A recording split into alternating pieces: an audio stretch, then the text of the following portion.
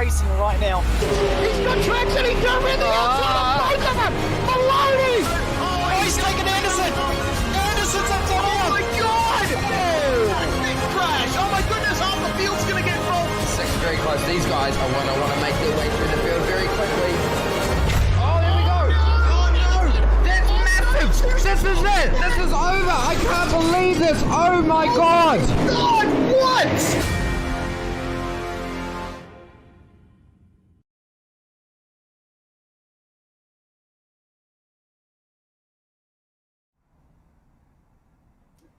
It's Wednesday night and welcome to SimSpeed of late. That means the OZICAR Formula Vee Series now in round 3 of these exciting and free iRacing cars. They race so close. Every race we've had so far has been a barnstormer of action, of pack racing. Some just real fundamental back to basics wheel-to-wheel scraps with some fantastic grids at some fantastic circuits, and that continues tonight at Tsukuba, a quite famous track, very tight and twisty layout, but perfect for these Formula V's, the speeds that they carry, the way they race, and the pack racing we expect to see. So for all of tonight's coverage on SimSpeed TV, I'm David Haynes, and I'm joined by Reese Gardner. Reese, exciting to be here on the full layout of Tsukuba 2000. Indeed, we're following the official series calendar for this championship, but we ran into a little bit of a problem because there's so many entries for this series. It actually turned out to be too many cars for the short layout of Tsukuba, which is being run this week. So we are running the full layout of this classic Japanese venue, which has been around since the 1960s, and certainly considered one of the birthplaces of time attack. Very short track here at Tsukuba, but as you said, very perfect for these Formula V cars. It's basically a Grand Prix layout for them, but we can go through the starting grid now for the first race of the night, 13 laps. Exactly. The 2000 in Tsukuba 2000 is how many meters long the track is. That makes it about 1/3 of a Mount Panorama, but this is going to be the grid for our first of 2 races tonight. The 15-minute sprint race, no pit stops, nothing, just get ahead of the guy in front, finish as high as you can, grab as many points as you can, and for the standing start, this is how they are going to grid up. Cam Dance on pole, not for the first time this season, but a record Formula V qualifying performance for Chaz Mostert, who's going to join him on the front row. Then it's Martin Turner and championship leader Lee Partridge, or at least he's up there in the top 3 for sure, and that's a good qualifying to back it up. Alex McKellar in 5th, Dennis Hancock in 6th, and then Sean McKenzie in 7th. As I fire off my neurons, is actually our championship leader from some very, very consistent results. And he's joined on that row 4 by John Schultz, Alex John, Mitch Dean, Kirk Broadhurst, Daniel Hedderscheid is our top 12. Starting in 13th is Stafford Marsland alongside Mikey Harland. Ryan Jones making his OZICAR Formula V debut, starting in 15th with Michael Greed in 16th. Stuart Crawford, Nathan Verney, Neil Yates and Mick Taylor rounding out the top 20. Aidan Schultz and Leon Williams on row 11. And it's Jake Kostecki and Cameron Cousins rounding out the 24. And the rest of our bumper grid looks like Nick Skariev, Ray Oliver, Jackie Chalmers, Rick Berger, Paul Ward, Jeremy Bush, Ira Felberg, Max Donnelly, Vic Bent Veltzen, Callum Heinrich, Sean Carey, Matthew Joy, and you know what? It keeps going with Paul Jackson, and, well, race control's obviously not going to take the start in a couple seconds' time. The whole grid goes around the corner here at Tsukuba, and they are about to get going for race number 1. Air-cooled smoke in the air, tyre smoke in the air, and away launches your pole sitter Cam Dance with a mega start, and not a great start for Chaz Mostert, already back to 5th. Cam Dance untroubled into this tight hairpin of turn 1, too wide, all through the field, but all clean. So far, I've spoken too early. Ray Oliver and some others are around in the background, and smoke machines is what these cars are sometimes. Indeed they are, as oh my goodness, that has just continued there. One of the 111 cars getting sent straight into Jeremy Bush. That is a big shame for those guys as there's more cars round at the hairpin. That looks like the number 822 of Dennis Hancock and Daniel Hetterscheid in there as well. A couple more cars coming together too. Goodness me. Hetterscheid and Vic Bentvelsen also coming together there at the hairpin. It seems a very messy start further back in the field, but up at the front, Cameron Dance has the lead, and both he and Alex McKellar are going to be looking to regain their top spots in the championship after a disaster race 1 at Alton Park for both of them. A rocket launch from Alex McKellar from 5th into 3rd in this race so far, but your leader has about a second in hand. Cam Dance over Martin Turner, who seems to be leading the chasing pack. McKellar in there in the green and white and black for Top Split TV, and he's got Lee Partridge, Chaz Mostert, and Sean McKenzie right behind him. The way the point structure works in this series, you really want to be consistently finishing inside of that top 5. That's what Sean McKenzie has had, that's given him the championship lead when drivers like Alex McKellar and Cam Dance have come together and maybe had some DNS or some poor results. Indeed, for race 1, Alex McKellar and Cam Dance came together with Kirk Broadhurst as McKellar and Mostert now fighting as Mostert got a compromised exit out of that hairpin. That's allowed a championship leader Sean McKenzie alongside him into the sweeping final turn here at Tsukuba. There's not much in the way of elevation change at this circuit, but there's a little bit of camber on most of the corners, and it looks like Mostert able to defend from McKenzie there as they cross the line to start lap 3. And yeah, as I said, that incident with Kirk Broadhurst in race 1 at Alton Park, not too good for either McKellar or Dance, and Cameron Dance having a crash in the second race at Alton Park. So both of them pretty compromised in terms of the championship. Here's Ryan Jones now leading this massive train for 7th on back. He's got John Schultz right behind him, and Schultz had some very good success at Alton Park. Exactly did. So a big mover so far from Ryan Jones, launching himself into the top 10, but the work is still not easy going for him here, as we're only lap 3 of 13, and he's sort of right in the middle of these ferocious packs that Formula V is quickly becoming known for on iRacing. You see 6 cars, 7 cars together all the way down the field for our more than 30 car grid.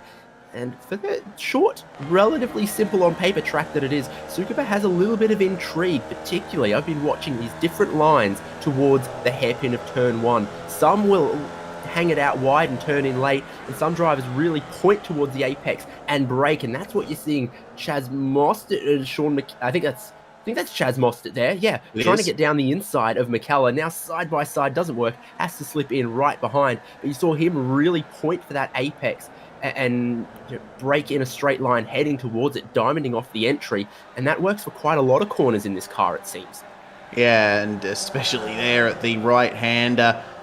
Looks like McKellar managing to hold the outside line there. The thing with the opening hairpin here is that the front straight is incredibly wide, and the track narrows up as it goes through that hairpin, so that's what enables drivers to go straight for that apex. They're just trying to get to the inside line as quickly as possible, but these Formula V cars being as slow as they are, momentum is incredibly important, and you can see that Mostert has gotten a bit more momentum and a little slipstream from Lee Partridge, P2 in the championship. McKellar, though, still up the inside and able to get up the inside of Partridge as well through the final turn. You don't want to use too much of those curbs. They're pretty harsh, and looks like that's compromised McKellar there. That's allowed Mostert back up the inside for turn 1. Let's see if Mostert can get the move done this time. Oh, it's going to be a difficult one.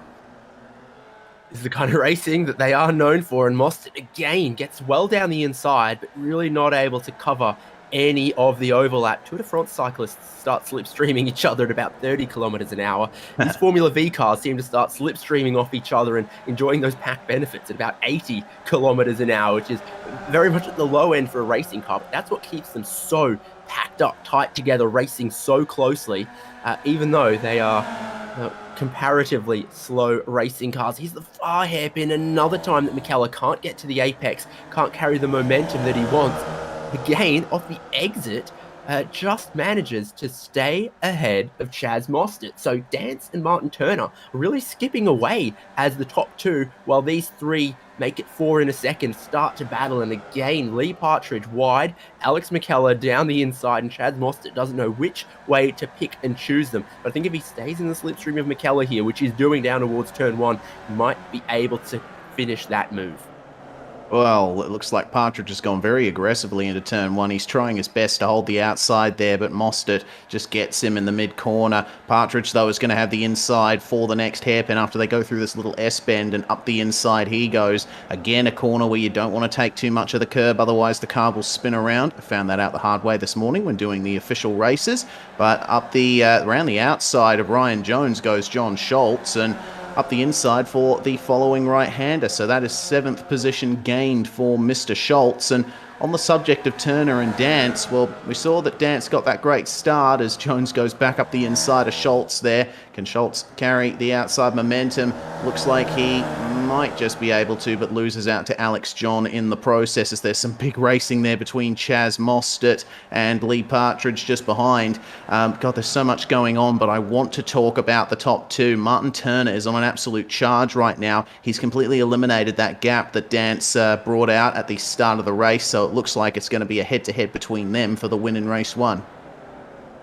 Yeah, that is certainly how it's looking. Top 2 together, and then a 3-second break to where 3rd through to 6th are all together. Then another 3-second break to that pack for 7th that Ryan Jones is leading. So your top 14 is sort of 3 separate scraps. And do you know what? It keeps on going further down the timing sheet as well. This might be the battle for 16th here, is it? Between Max Donnelly and Ray Oliver, and they've got Cameron Cousins and Leon Williams and Stuart Crawford behind them. Interesting to see Crawford down in 20th, a race winner last week.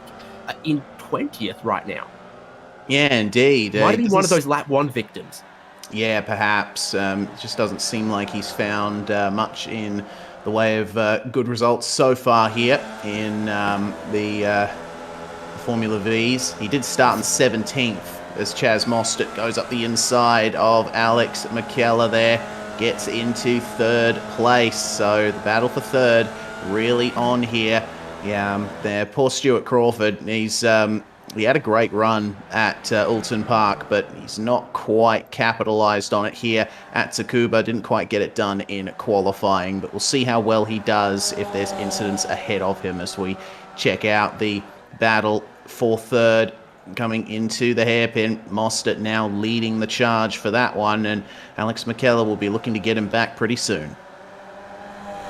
Cam Dance was the fastest car on the last lap, but Mostert still holds the fastest lap of the race so far, and the one of only 2 drivers at the time logged in the 104s, 104.9. The laps have actually been really consistent, right around that 1 minute 5 seconds so far. So we'll see if Mostert can get consistent with those guys on his tail, if maybe they can start to make some inroads, or we'll see what kind of pace Chaz Mostert has when he can run his own lines for a lap, which I don't think he's been able to do in the 8 so far. Here's Stuart Crawford, man we were talking about earlier. He's picked off 2 positions since we last checked in. Okay, now it's 1, maybe. He's been battling here with Cameron Cousins. He's gotten around Leon Williams, and there may be still a little bit of damage on that car. Really hard to tell, but this is a complete reversal of form, at least in race 1. Good for him. There's going to be another qualifying session for race 2. And that's what I love about having these gigantic grids, is any driver who wants to be a champion, wants to be a race winner, has to be so on their toes, so perfect race after race, because a little mistake in qualifying that costs you a couple tenths is going to shove you way down the grid into the teens or into the 20th places. And the way that these cars race, it's so difficult to come back from that, because it costs you so much momentum to try to affect a pass. So you've got to be clinical in qualifying and really clinical in these short races as well. The action now with 4 laps to go is for the lead, is for 3rd, and it's for Cameron Cousins having a little bit of an issue there as well. He's going to recover using the motorcycle layout. Yeah, looks like it. He might have caught a bit too much of the curb in the right hand. Here's Martin Turner on Cameron Dance for the lead. He's just not been able to get alongside him. Cam has done some very good laps this race. 105.8 on the last lap versus a 105.223 for Martin Turner. I should say a 105.18 for Cameron Dance, as John Schultz, the WA man, has lost touch with the group ahead of him. We'll get a virtual racing school replay because I think something has gone on there, and it might have happened into turn 1.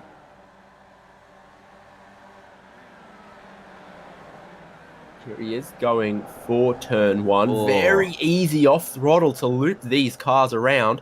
I've actually gotten behind the wheel of one since last week. And yeah, I mean, you're coming through any of those tight corners on the limit of the grip. And if you don't carry just a little bit of throttle, they want to do that. We've seen more spins like that at Alton Park and other places than we have here. But it's a real characteristic of these super light Formula Vs with a lot of that weight a long way back. Indeed, a cloud comes over the circuit, makes everything very dark here for the drivers. A little bit less temperature in the track, which might be a little bit better for grip. This battle for third is just continuing to burn away as it has since the very start. And Chaz Mostert, I think, will be ruining that bad start he got. It's very easy to spin up the wheels in these Formula Vs despite the lack of horsepower that they have. They are running, a reasonably grippy, almost road spec compound of tyre, but you can still spin up the rears if you're not careful. And we got a car towed back to the pits there. I'm guessing he's dropped a long way down the timing order, and the reason is he's racing with one of his locked-on lads' teammates. Oh, and that's a bit of friendly fire there, isn't it? Cute matching wheel rims, but they didn't want them to exchange the paint quite like that. And what's the golden rule of racing? It's taken out 2 locked-on lads' cars. That's a big shame for that team. They'll be looking to sort that out for race 2, I imagine. But the battle for third continues. We've only got 2 laps to go now. And when they cross the line next, it will be white flag. So if Alex McKellar wants to try and make a move here for the podium and get some valuable championship points, now is the time, as up the inside of the hairpin goes Ryan Jones on Mikey Harland.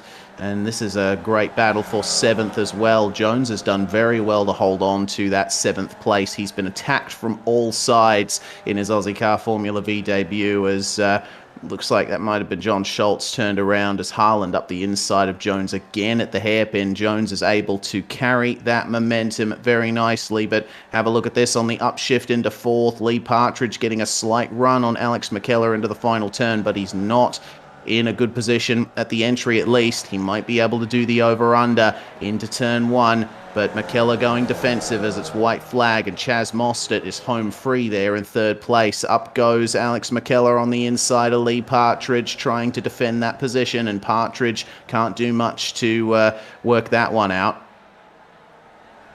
Super close quarter stuff, but McKellar is probably just going to hold on to that one. But you're right, it's given a big free kick to Chaz Mostert, who suddenly is feeling a little bit of clean air as 4th place battle is kicking off. And Sean McKenzie, get him a sainthood, because if patience is a virtue, he is made of it. He has just sat there following these guys lap after lap, waiting, biding his time for this moment, the final lap. And is Martin Turner able to do anything about Cam Dance up front? I suggest maybe quite unlikely, especially the way that Dance is weaving one way, weaving the other. One large sweeping corner to go for Cam Dance to take another win in OZICAR Formula V. And if he can just hold his nerve, run it out to the checkered flag, he's going to take yet another victory from Martin Turner. And here comes Chaz Mostert to complete the podium. McKellar has held on from Partridge, and McKenzie gets a respectable 6th place. Ryan Jones is going to hold on to his spot, but Alex John was feeling a lot of pressure from Mitch Dean and Kirk Broadhurst, and that's the story all the way down the 30 or so cars that are still running. Indeed, we've still got a battle going on between Max Donnelly and Daniel Hederscheid here through the last turn. Hederscheid with just a little bit more momentum out of the corner. It looks like he might just get Donnelly at the line. What a finish between those guys. For one of the minor positions, yes, but the racing is just as hard all the way down the field.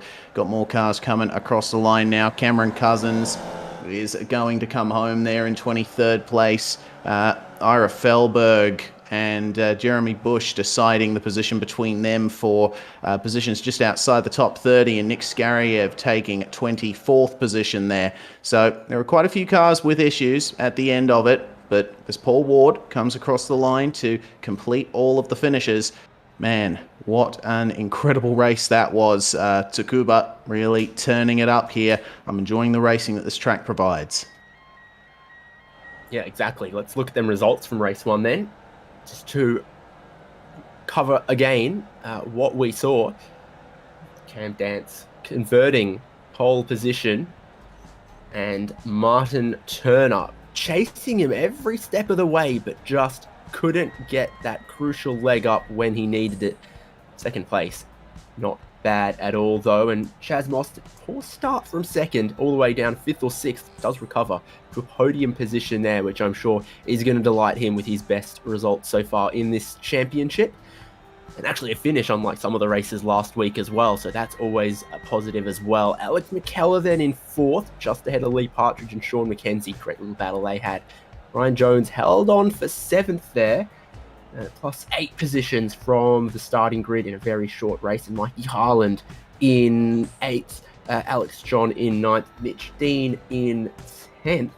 And across the page into 11th was Kirk Broadhurst, Neil Yates, Aiden Schultz, John Schultz. Those two always seem to be together on the timing pages. Yeah. Ray Oliver, Michael Greed, Stuart Crawford then finishing up in 17th from Daniel Hederscheid, Max Donnelly, Leon Williams. Rounding out the top 20 there, Jackie Chalmers of Scotland comes home in 21st place. Rick Berger in car 3 finishes 22nd. Then it was Cousins and Skariev and Taylor rounding out the top 25. It was Callum Heinrich making up looks like 8 positions there to finish in 26th, and the last cars to finish on the lead lap, Sean Carey and Paul Ward. And looks like Nathan Verney, retirement after contact with his teammate. Ira Felberg came home 2 laps down, and then we go into proper retirement territory there with Dennis Hancock, Matthew Joy, Jeremy Bush, Paul Jackson, Vic Bentvilsen rounding out the cars that finished, and Jake Kostecki and Stafford Marsland were not able to make it past the first lap. What a bumper grid, what a great track, and what a great car. And lucky us, we get to do it all again. That's only 1/3 of tonight's racing laps, because we take a short break and then the drivers have to do qualifying all over again. The pressure right back on them for race 2, the feature length compulsory pit stop race. That always adds just a little more intrigue to the form book we've already seen in race 1. Stick with us on SimSpeed TV, because when we come back, it is more OZICAR Formula V.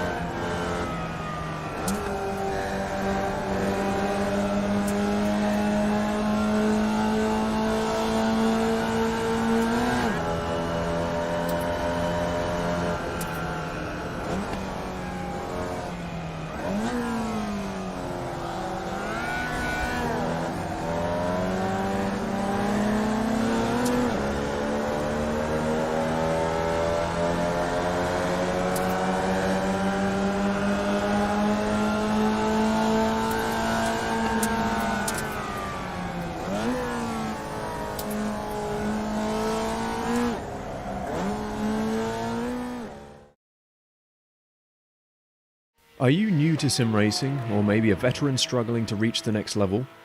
Have you ever wondered how the aliens reach impressive lap times that seem impossible to achieve? If so, you're not alone. Most drivers reach a certain level and get stuck. But getting faster on track is easier than you think. VRS coaches are some of the best sim racers in the world and offer one-on-one driver skills training at affordable rates to help new drivers learn the basics and help experienced drivers break through to the next level. Are you ready to get faster and get off the iRacing roller coaster? If so, VRS one-on-one personal training is for you. If you've invested in your equipment, it might be time to invest in yourself. Just go to virtualracingschool.com and sign up for a 30, 60 or 90-minute session with one of our world-class coaches, and you'll learn exactly what to do for faster lap times and more podiums.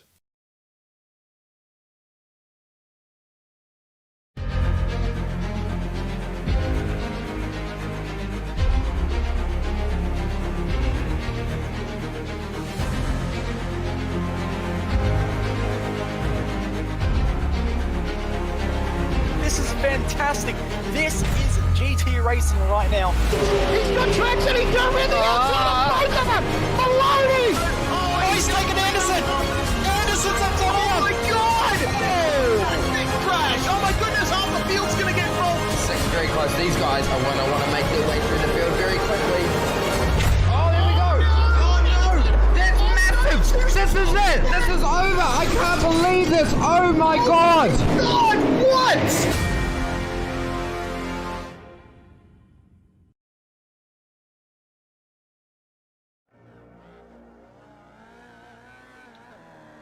So back at Tsukuba with one more race for OZICAR Formula Vee Series tonight. More points on the line, more strategy required, more thinking brain from our bumper grid of drivers. Look how close this championship is. Coming into this round before race 1 tonight, Sean McKenzie, 2 points clear of Lee Partridge, 1 point clear of Alex McKellar. Cam Dance there in 4th, and Stuart Crawford was in 5th. A lot of those points from his awesome win at Oulton Park. But my goodness, does that win for Cam Dance in race 1 bring him a little bit closer to those top 3? And Lee Partridge and Alex McKellar finishing ahead of Sean McKenzie. It's going to be so close up the front of that championship. Yeah, it absolutely is, and looking forward to seeing how race 2 will stack things up. Kirk Broadhurst making it into the top 10 in the championship thanks to his podium at Oulton Park in race 2. But maybe not quite getting the points that he was wishing for in race 1 here at Oulton Park, finishing 11th there. The drivers now in qualifying, and in qualifying for the first race, they all got 4 laps each to set their lap time. But here, in this 5-minute session, they only get 1. So you have to absolutely nail your qualifying lap as we check out Chaz Mostert out on a bit of a warm-up at the moment. I'm watching the pace of this outlap, and I would hesitate to call it a warm-up. It's a bit of a cold up, really. It's he's really slow out there on track. Maybe I heard you've got a cold up. Yeah, a little bit. I am dealing with a bit of a sore throat at the moment, so I do apologize if my excitement is a little muted today, but hopefully I'll be right and ready and back in shape for Virtual Racing School GT Sprint Series on Saturday. That's that's my next broadcast at the very least. We're broadcasting most days of the week here on SimSpeed TV. We've got OZICAR Skip Barber coming up tomorrow night, and that's certainly going to be a fun one to look for as Martin Turner is on his qualifying lap. Great result for him in race 1, second behind Cameron Dance. Let's see if he can try and put it near the front row again. Again, 38 or 39 drivers, and we talked about how the larger the grid, the more pressure it puts on you in the qualifying, because you need to deliver at your best or near your best, otherwise you'll start quite deep in the grid.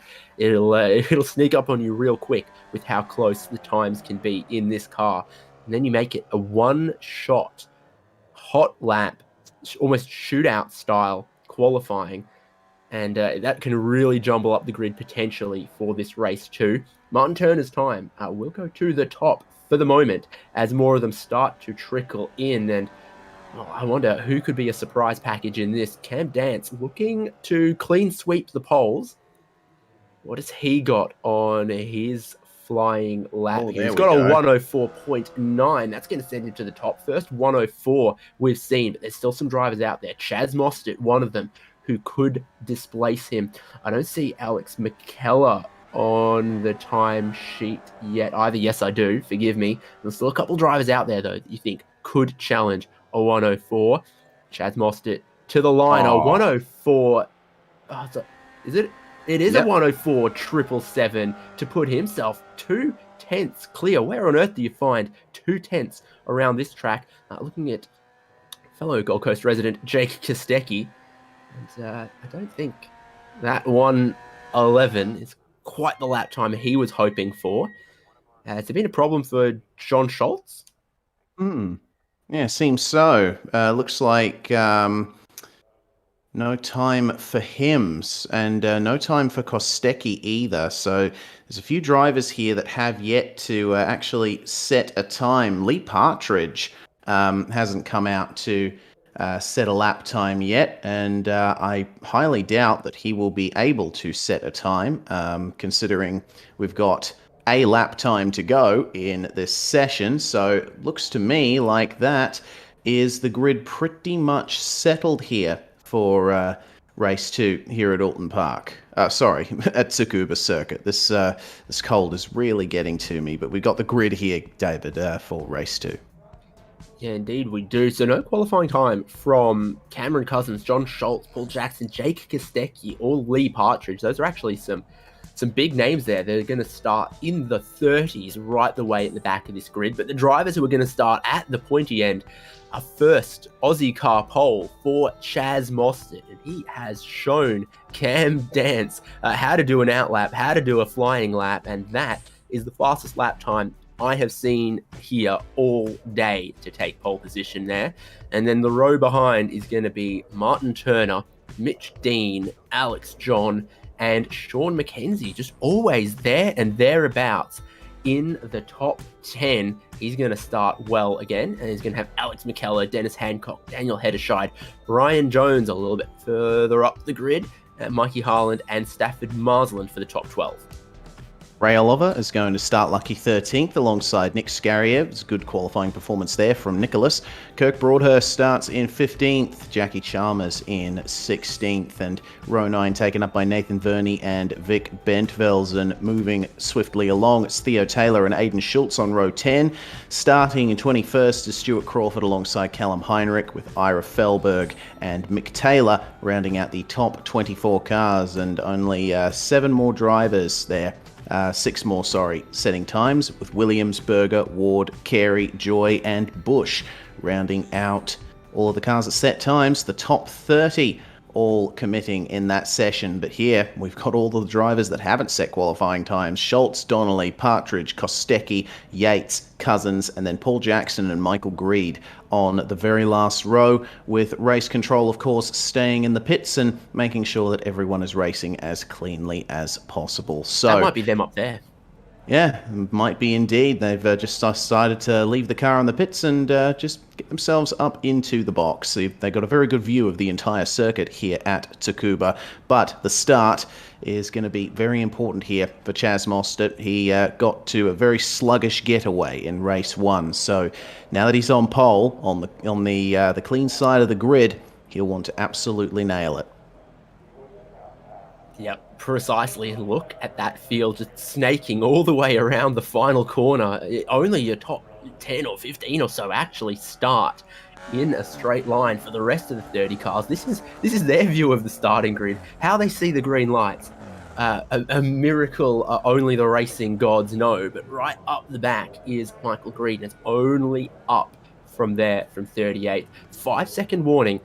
And going through the drivers' heads, how to launch these cars, sometimes from second gear, sometimes from first gear. You can see Chaz Mostert already laying out a bit of smoke, already revving it, waiting and willing to go. And he is going to launch away from pole position, but is he going to hold on to that lead? Big question. Cameron Dance fires it up the inside of turn 1 and gets it done there on the Supercars driver. So Dance now into the lead as it looks like the majority of the first half of the field making their way cleanly through turn one. There's some slight contact there in the midfield, but looks like a clean turn one from just about everyone.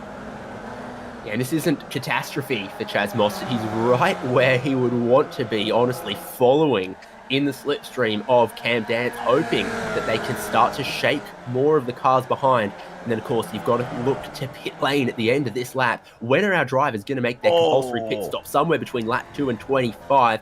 Always a little bit of action deeper in the pack when you have near on 40 cars. Callum Heinrich trying to get that thing out of the way. Easier said than done for the lead on the back straight. Going down the inside, Chaz Mostert has his Formula V nose back in front of Cam Dance. He's going to try to swap it back for a late apex. Pick up the throttle earlier. And is he going to ride with a former Bathurst 1000 winner, or is he going to try to challenge for that lead back again? He's got to make up his mind because Mitch Dean and Martin Turner are right there in third and fourth. A little bit of a gap opening up for fifth as one of the top split TV cars is around. They're not alone in turn one, and the action is already starting to kick off. Someone facing backwards, rolling back towards the racing line. Could have been Ray Oliver, but it was Alex John from fifth who has created a little bit of air between the top four. The tyres, honestly, would still be a bit cold at this point. Track temperature, 26 Celsius as well.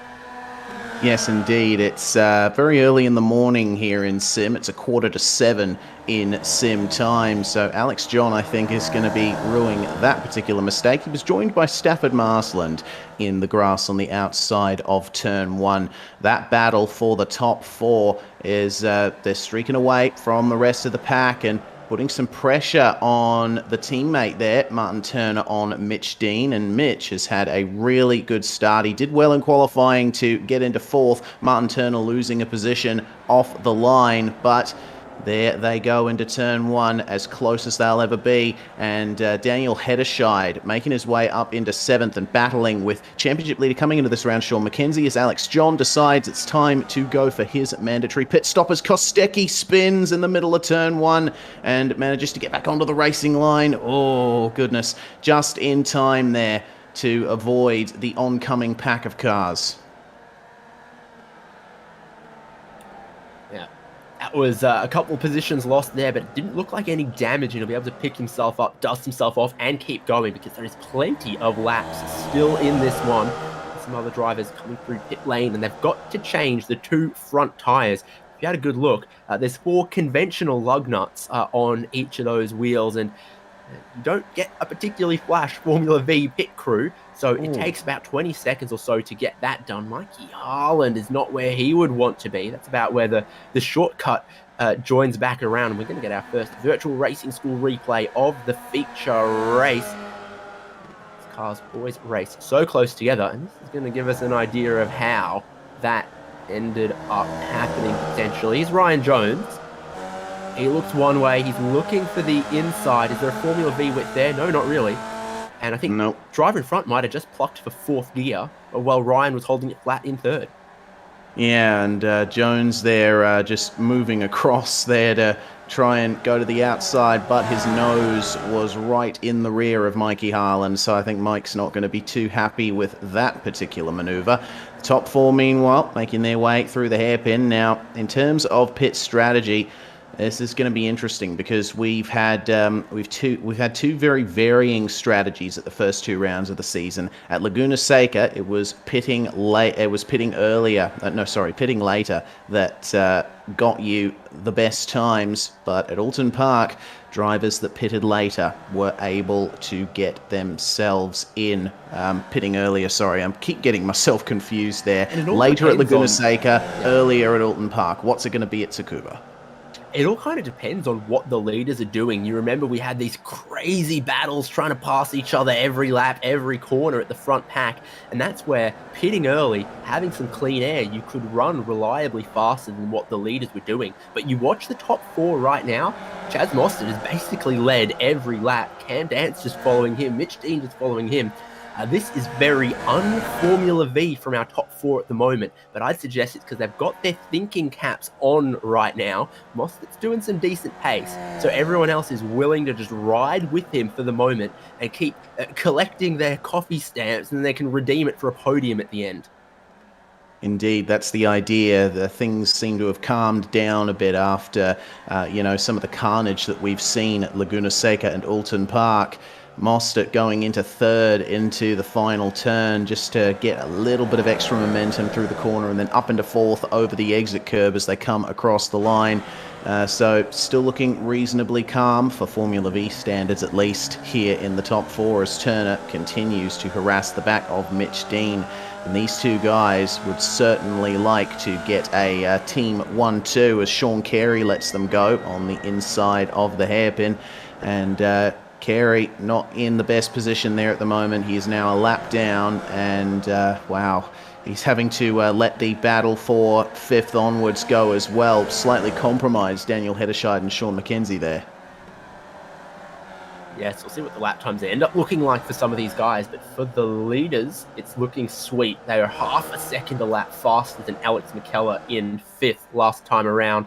Top four are just starting to break on McKellar and Hederscheid and Sean McKenzie. The traffic, of course, is going to feature into this. Just about 1 minute laps, and the pit stop times are about 40 seconds lane in to lane out. So these guys, this might throw a spanner in the works of their run long strategy, because they're going to start quickly catching a lot of cars that have made their pit stops. Yeah, indeed. That's the caveat of having such a short track here at Tsukuba. As Mostert continues to hold on to the lead, there's a few cars in the pits and it looks like retired, but Paul Ward has managed to get some repairs done to his car. Last time I saw it, it was missing a right rear wheel, but he's back out on track, down in 37th position. Should be 36th if Theo Taylor doesn't get back into the car, and Ward just taking care there, making his way back out onto the circuit. Also in the pits, Rick Berger and Mikey Harland, who we saw have that big incident with Ryan Jones earlier. Yeah, they're going to be there for a little while longer. Chaz Mostert just getting a little defensive there with his trail of ducklings. I'm not sure if he needs to at this point just yet, but he's just testing. Are they all going to follow the snake down the back straight? And the answer was, yeah, of course they all will. Most of them seen first and second, but Dance just rolls out of it. He's happy to play the part in the pack here, but there's Mitch Dean and Martin Turner. The teammates might be able to do something in this top four, not necessarily early, probably happy to just work with it for the moment. But then they've got to be thinking, got to be strategizing if the two of them can pull any tricks or any teamwork on Chaz Mostert and Cam Dance. Cam Dance running the livery that he used to run in real-world Formula Vee racing. Chaz Mostert, I don't think we've ever seen in that livery before. No, certainly not. He's got the Dogecoin livery on there, and representing crypto, certainly, and a bunch of memes to boot. There's so many really cool liveries coming out for this Formula V. There's a bunch of Crayola crayon liveries. Zach Brown could have penned a sponsorship in the last 2 minutes that we hadn't heard about. He's that kind of guy. Yeah, potentially. Certainly potentially. That's entirely a possibility there for Chaz as lap 9 begins for these cars. And Mostert getting on the throttle nice and quickly there through the first corner. And leaving Cam Dance behind just a little bit. But once they get to that long back straight, well, comparatively long compared to the rest of the track, they'll be able to stay right with him. A little bit of extra traffic is just ahead of them in the form of Cameron Cousins, who's currently where is Cousins? He's down in 27th at the moment and already made his pit stop, but he spun in the hairpin, and that's right on the racing line. Careful, boys. Woo, the top four all managed to sneak through there. Very, very fortunate. Chaz picked the right line and everyone else just followed him, and they negotiate that safely. It's, cost him a bit of time on this lap. Not sure, but that's an interesting move. Chaz Mostert diving for the pit lane. Dance, Dean and Turner are going to continue, but maybe he got a bit of a fright from some of that traffic and decided, you know what? I'm tired of catching lapped cars that have made their pit stops. I'm going to get mine done now. So the pressure is on him for a good pit stop here. He's going to search for his pit crew, and it's not going to be hard to find them because they're going to be in that number one position. He was the pole sitter. But the driver leading of all the drivers who've made their stops so far, Alex John, this is where he is. And I still think, even with that 20-second tyre change, that Chaz Moss will likely come out in front of John, but it's definitely one to watch. We saw some variance from the pit stop times last week, anything from 20 seconds to 25 seconds. It's 17 for Chaz Moss, and he's going to rejoin. That is handily in front of Alex John. The key, though, is he's about 29.8 seconds off Cam Dance. We've got to watch what direction that gap goes between Chaz and Cam. Yeah, we got to keep an eye on what direction Cam and the two Chicken Up teammates, Mitch Dean and Martin Turner, go down the back straight. They avoid the pits this time round. So with Mostert now making that move coming up to the early mid stages of the race, I'm expecting these guys will tend to respond later.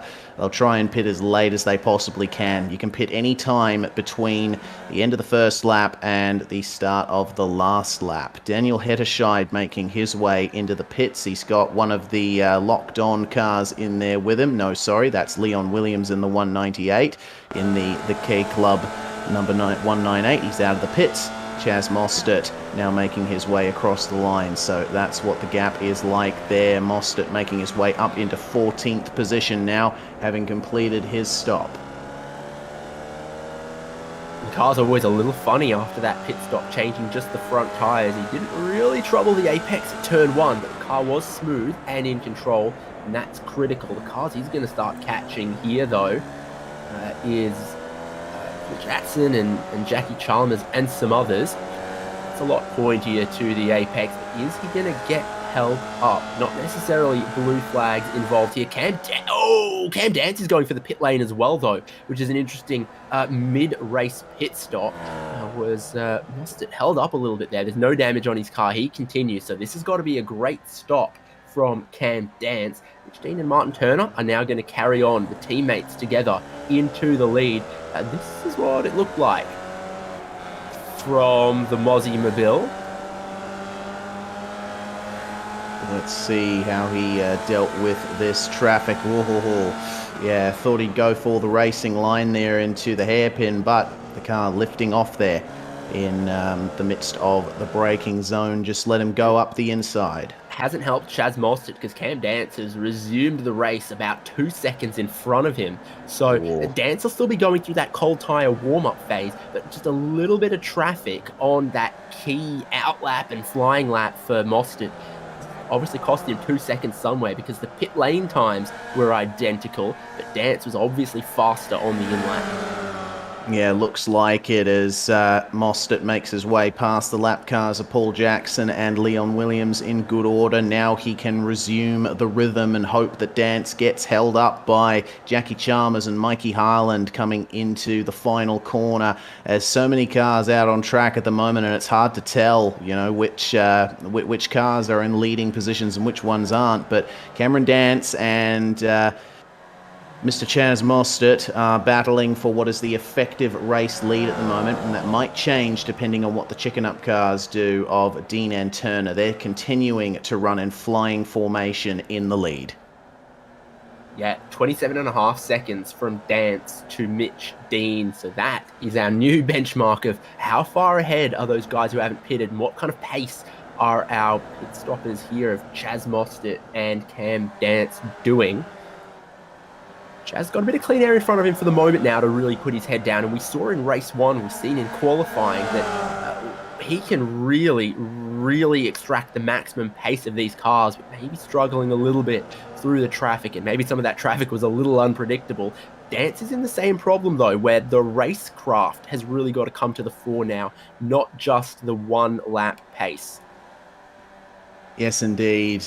Cameron has to try and make his way cleanly and quickly past this traffic to try and stay ahead of Mostert. He's been compromised a little bit by Mikey Harlan through the final turn and running a little bit wide, which might cost him a tiny bit of time there to Chaz Mostert, who has a bit more clear air ahead of him.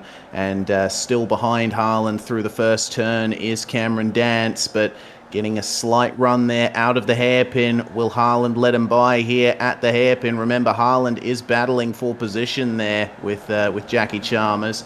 So looks like they've managed to get that done there. I apologize, it's not quite for position. Jackie Chalmers has yet to pit at the moment, so they're just trying to negotiate each other at the moment. Haaland, a full lap down on everyone else as Dance makes his way through them now, and doesn't look like the gap's been affected that much to Chaz Mostert, but there's a draft going on for both of our race-leading pitters.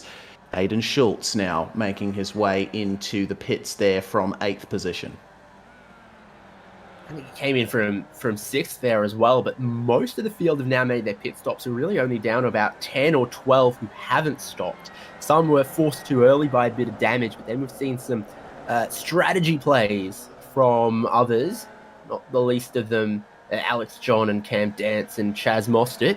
So most have made their pit stops at this point. But look at these cars that sit between Cam Dance and Chaz Mostert. It was only 2 seconds, but now all of a sudden there's 3 cars in there, and that is going to be of concern and really helping Cam Dance to break away and put in the pace he needs to make sure that he does the undercut on Mitch Dean and Martin Turner. More troubles, more miscommunication, trying to get down the inside of the hairpin, and what can you say about that? That's almost an inevitability on a small track like this with 40 cars. Yeah, absolutely. So further slight frustrations there for Chaz Mostert as we ride on board with Cameron Dance coming into the final turn. Sorry, that's Mostert that we're riding on board with. Both running blackish cars, so very easy to get them confused. Oh, replay. Something has happened, and our directors told us, wait till you see this. Mitch Dean and Martin Turner, they were running line astern, the teammates, but apparently they've come together. So now the battle for the win is indeed in the hands of Cameron Dance and Chaz Mostert. What happened to them here? Oh no, just a little bit late on the brakes there was Martin Turner. Went straight into the back of his teammate. And a lot of time lost for both of them. Mitch Dean has carried on, but Martin Turner's even just now gone and lost the lead to Alex McCullough, so there might be a bit of damage there as well. I wonder if he's going for the pit lane. He's trying to give the spot back to his teammate, but through all of that, it's cost him 10, 12 seconds or so.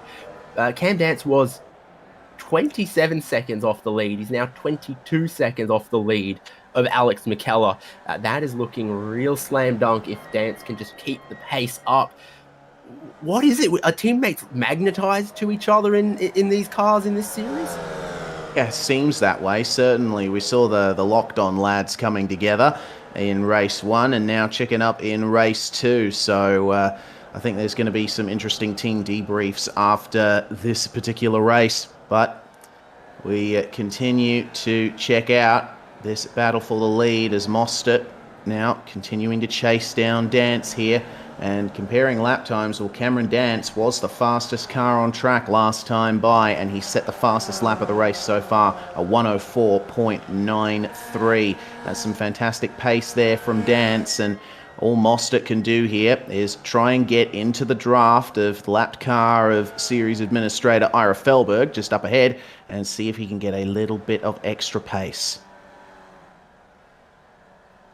Yeah, when the chips are down, it is looking good for Dance at the moment. He's got just that little bit of clear air, just a little bit of cars between himself and his main rival, and then what a slam dunk of the 2 chicken up cars coming together. Well, they should have been working together for the lead. They were kind of making it work, and they've really just tripped over each other and undone a lot of hard work. Still could be looking for a top 5 there potentially.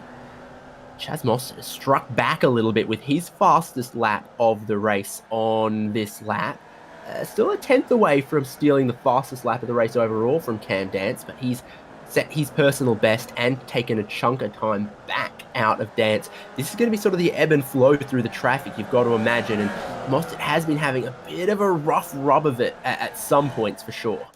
Yeah, including that. Goodness me, there was a lap car trying to let another one go there on the inside of the right-hander, and Mostert just came up on him at the wrong time. Forced himself to go wide, so a little bit of extra momentum lost for Chaz Mostert. He's having his runs continually stymied here by lapped traffic, and it looks like the gap between him and Dance is ever growing as we check out a four-way battle here. Further back in the field, this is for 11th on back, Michael Greed, Nathan Verney, Alex John, and Leon Williams. And we saw Alex John be one of the first cars to pit. And two in front of him haven't pitted, and so they're kind of holding him up if he can't get through quickly and cleanly. Verney might let him go.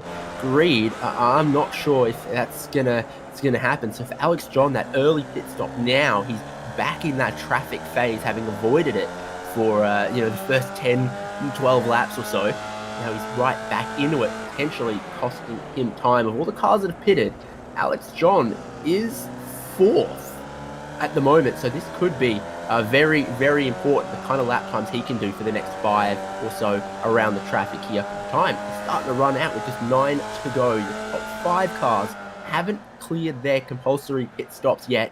And there's a couple of others mixed through here with the same story. Greed out front of these 3, Verney on the tail as you watch them here. And they have, in the next 5 laps or so, got to make that pit stop. But they're not doing it early enough for Alex John. He's still got to do the hard work, cost himself some time, and even put the car on the line, risking some damage. Yeah, it's that kind of close racing that you really don't want in that kind of circumstance. It looks like John's gotten a slight run here on Michael Greed, but Greed fires it towards the inside of the corner and blocks his run. Nathan Verney's continuing to keep both of them honest here as they've left the lap car Leon Williams behind. Lee Partridge has come together with Aiden Schultz, meanwhile, just behind them. Oh, poor Lee Partridge. He came into this second in the championship, and this round has not worked out for him at all. No, consistency is key for the points in this championship, and he's just not getting it there. Alex McKellar was your leader just a lap ago. He's on the pit lane now. So Mitch Dean, Martin Turner are back through into the lead. This is what happened for Lee Partridge. He's trying to get around the outside as you get a bit wide onto some scraggly stuff out there. Pushes out wide, and there's the grass.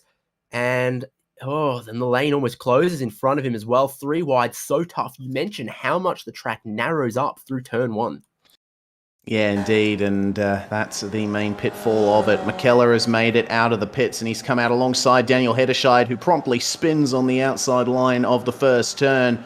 Oh dear, poor Daniel. He's right in the middle of the track too, so he's had to wait a couple of seconds there to get started, but there is Alex John and Michael Greed as Nick Skariev makes his way out of the box. 15.2 second stop time. That's one of the fastest stops we've seen so far tonight. But the fastest so far has been Paul Jackson at 14.5 seconds.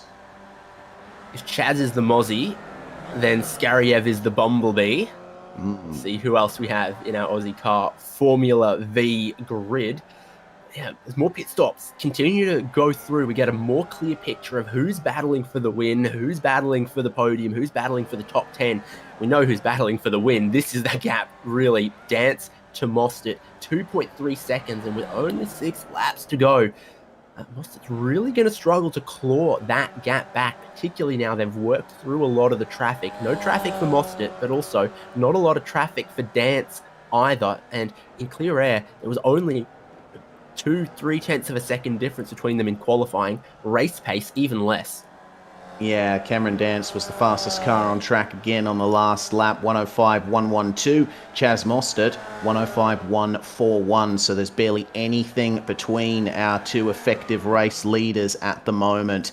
It's going to be difficult for Chaz to make up that gap with the way Dance has been going, and he's going to have slightly fresher tyres on the front is the New Zealander, so being able to push a little bit harder into the turns, as just saw Ryan Jones there coming into the lane. Jones, one of the final cars yet to pit. Once he comes in, there's going to be 5 cars left without a pit stop. Our current top 3, Dean, Turner and McKenzie, then Ira Felberg in 7th, and then Michael Greed, whom Alex John has managed to get by.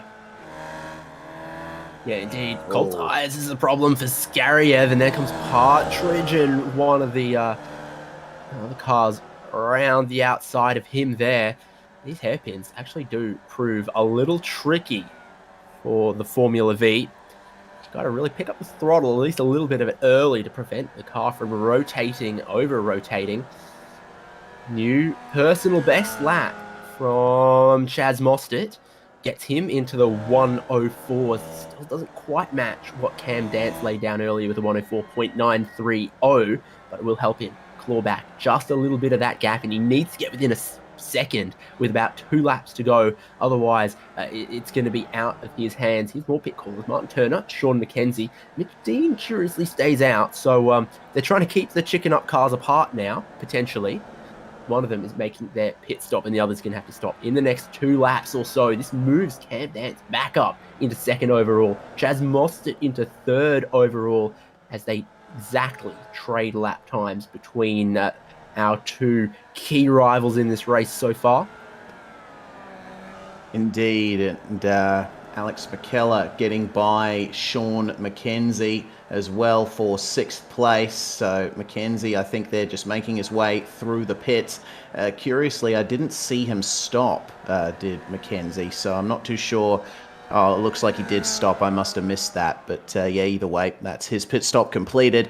And so McKellar now back up into that 6th spot. So Ira Felberg, OZICAR founder, is the last car out there at the moment that has yet to pit, and he's going to have a bit of a tough job getting into the pit lane with Aiden Schultz right alongside him. You see in the background there as Mitch Dean makes his way into the pits, and Felberg is coming into the lane as well. Sure is. Another one of those difficult and interesting pit entries. It's narrow, but it's fast through there, and you can gain or lose time by how aggressively you attack that pit in, but again, you can make a mistake if you're too aggressive, kind of like Okayama as well. Maybe that's just a character of some of these Japanese circuits. So only driver yet to clear their pit stop, Michael Greed, and I wonder that is likely going to happen pretty soon. We've got a pretty clear picture of your top 5 now. Cam Dance from Chaz Mostert, from Martin Turner, Mitch Dean and Alex McKellar, I think, are going to battle over 4th, potentially. McKellar right within range of picking up that slipstream, particularly down the back straight when they get up into 4th gear and the little Volkswagen air-cooled 4-cylinder really starts to struggle. Yes, indeed, and seems in these cars you don't want to run the revs all the way out as battling into the final turn there. Mostert trying to get his way past Cameron Cousins in his dogged pursuit of Cam Dance.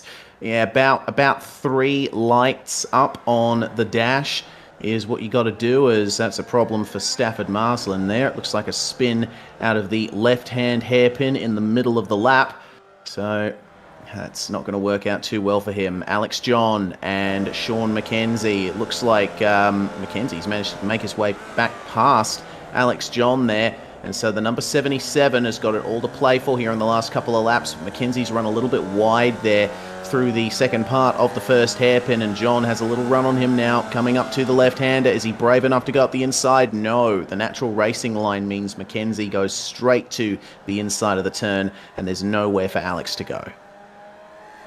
Curious little corner there as well, where you can sort of ride a little bit of the banking, potentially. So the other one we're looking at, you've got Mitch Dean, you've got Martin Turner, and we are watching race leader Cam Dance taking the start of the final lap. Is it? It is. And he's got 1.8 seconds of lead from Chaz Mostert. Mostert's been clawing him back little bit, but it's starting to run out of laps. He just really would have wanted to have been within that 1 second about a lap ago. So the battles that are going to keep bringing us the interest in the intrigue in the top 10.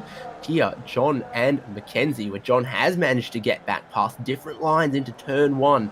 Once again for these guys. McKellar's starting to catch Dean. Ryan Jones is starting to catch Daniel Hederscheid. We might have some last lap battles on our hands here, but I don't think it's going to be for the lead. Yeah, Cameron Dance still holding on to the lead by 1.7 seconds from Chaz Mostert.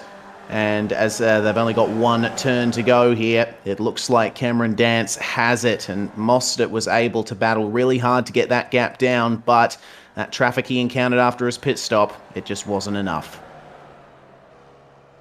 Yeah, indeed. So round the long final corner for the final time, the checkered flag ready for Cam Dance, and he is really going to take home the points from this round of OZICAR Formula V. Chaz Mostert, another podium performance, but another time the bridesmaid.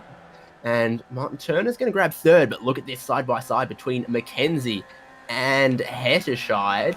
Ryan Jones and Hetterscheid, it should be. Ryan Jones is on the inside, Hetterscheid. We know he's got form carrying the speed around the outside here from race one, and is he going to do it? They're going to rub panels, but I think Hetterscheid has just put Ryan Jones in his place a little bit there. His race one and his race two finishes almost identical for Daniel Hetterscheid. Indeed.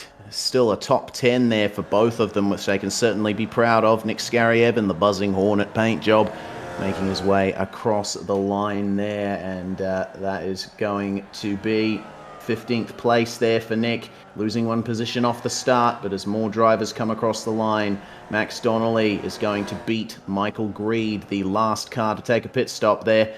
And Cameron Dance now can start his victory celebrations as every driver now has crossed the line. Let's see how well he does doing burnouts on a Formula V. He was actually telling us it's almost impossible to do. I don't know what that is. That's not even... There we go. Oh, well, he laid down a little bit of smoke, and they're used to seeing some smoke here at the circuit. It's famous for drifting and some other things. I'm sure he's waving all of his Japanese fans as well before he goes and sticks it in the fence there, hoping to pick up some free Bridgestone tyres. Not sure that's what they're running on these Formula Vs, but I think that's a clean sweep there for Cam Dance in what's been a massively competitive championship so far. Just played the strategy perfectly. That 2 seconds he managed to pull through the pit window, he managed to coast all the way home to the win, 1.5 seconds clear of Chaz Mostert. So strategy absolutely critical today. Martin Turner, despite a bit of contact with his teammate, manages to hold on to that third place, and then Mitch Dean still coming home in fourth. A little bit further back than challenging for the lead. That is still some consistent points for those guys. Stella McKellar in fifth place there, couldn't take anything away on the final lap, and then Alex John, Sean McKenzie, Daniel Hetterscheid, look at that gap, 8th to 9th, as they were absolutely side by side coming to that checkered flag, but Hetterscheid kept his boot in it around the outside, and Ryan Jones finished in 9th, and then the top 10 was rounded out by Dennis Hancock.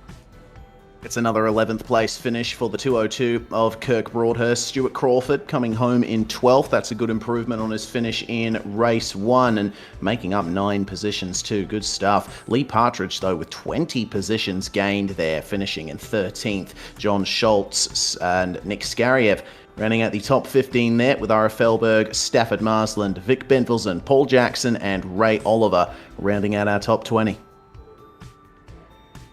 Keep looking through the rest of the field from our feature race of round 3 of OZICAR Formula V. Max Donnelly, Michael Greed, Nathan Verney, the last cars on the lead lap. Cameron Cousins, Jackie Chalmers, Leon Williams, Jeremy Bush and Matthew Joy, 1 lap off the lead. So easy to do around this tiny little layout of Tsukuba though. And then you go to Sean Carey and Aiden Schultz picking up points for rounding out the top 30. And then the remainder is Mikey Harland, Neil Yates, Paul Ward, Callum Heinrich, Rick Berger, and it looks like retirements from Jake Kostecki, Theo Taylor, and Mick Taylor. Not a great race to be a Taylor. No, certainly not. And looks like with that plus 27 laps by him, Mick Taylor didn't even make it past lap 1 there. So he'll certainly be hoping for some better results shortly. But now we are going to go into the driver interviews, and we've got one driver in here, and it is a second and a third tonight for Martin Turner. G'day, Marty, and congratulations on your results. That was quite the night for you, but it almost went all wrong in race 2.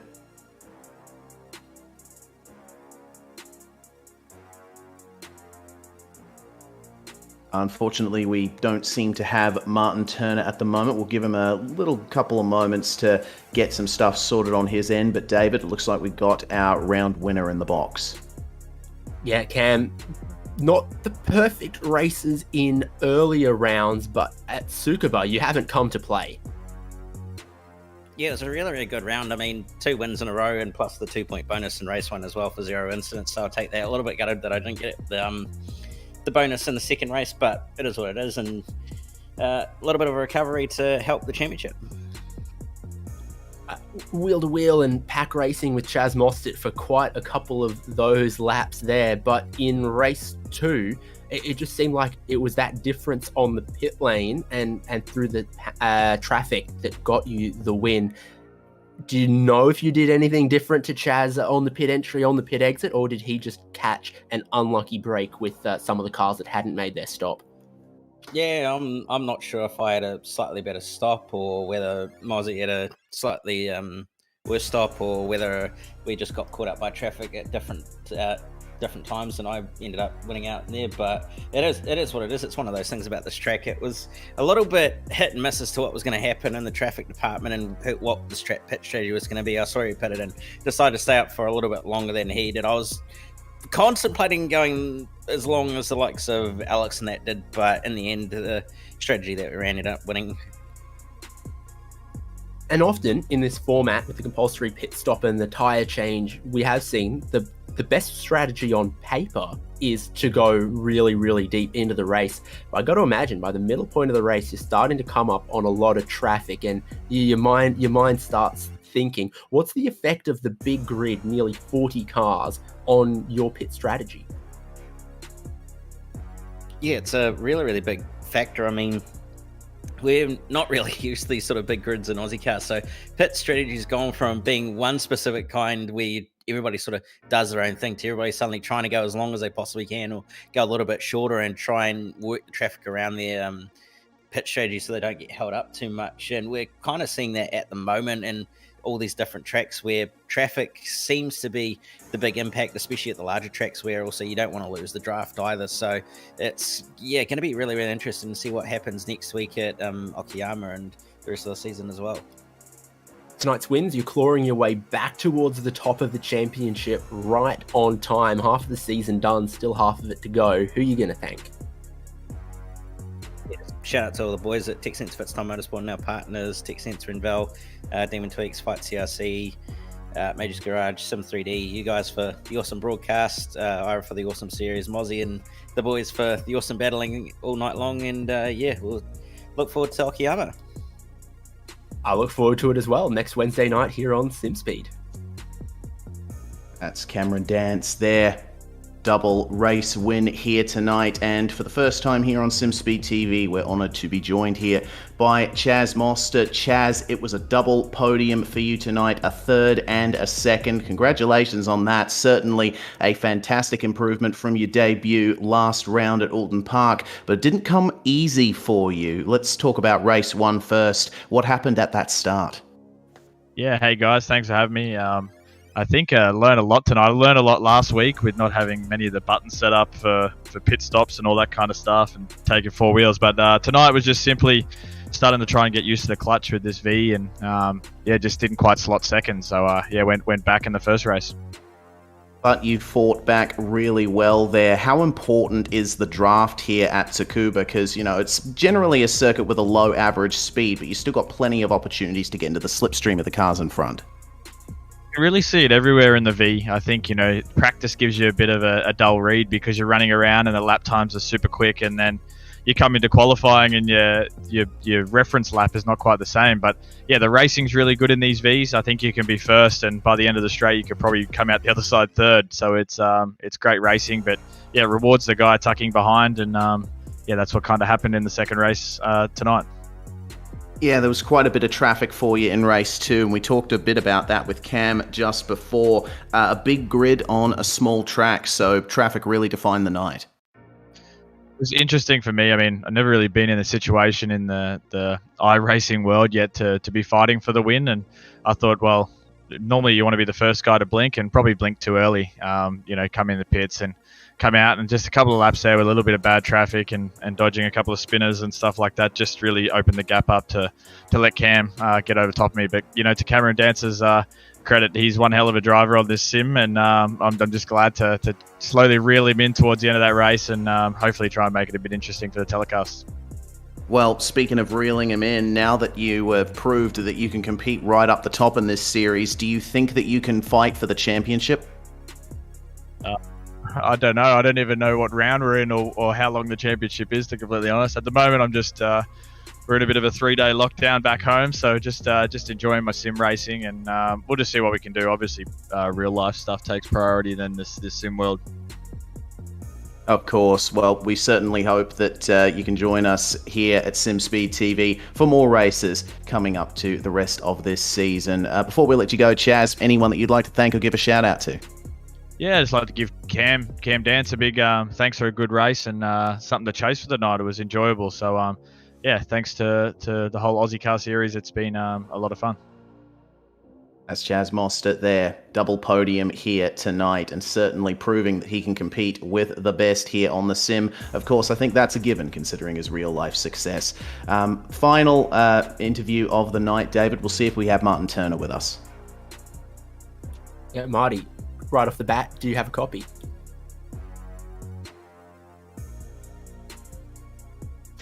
Doesn't look like it, unfortunately. Well, can I say he made contact with his teammate, but we're not able to make contact with him?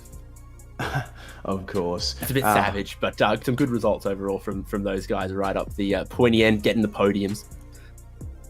Yes, indeed. Well, hopefully we can get the opportunity to speak to Martin Turner at some point later this season. But regardless, David, we're going to Okayama next week, and if my predictions are correct, we're going to be running the short layout, which is certainly something interesting. Yeah, indeed. In our Australian terms, not a big trip down the road.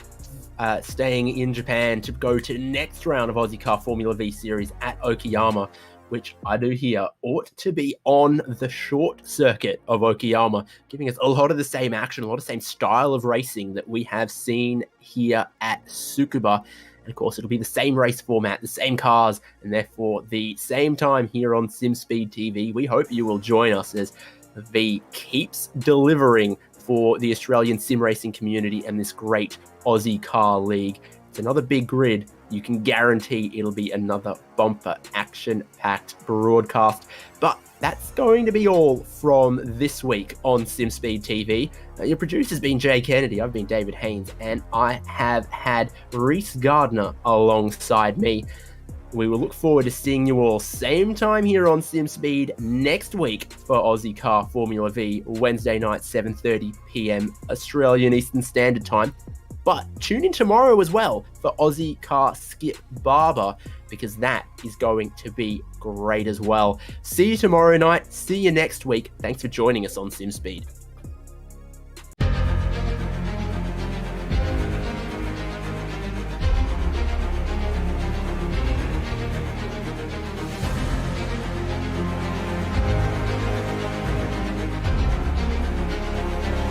This is fantastic. This is GT racing right now. He's got traction. He's got rhythm. Both of them. Maloney. Oh, he's taking Anderson. Anderson's up top. Oh my God. Big crash. Oh my goodness. Half the field's going to get rolled. Second very close. These guys are want to make their way through the field very quickly. Oh, there we go. Oh no. That's massive. This is it. This is over. I can't believe this. Oh my God.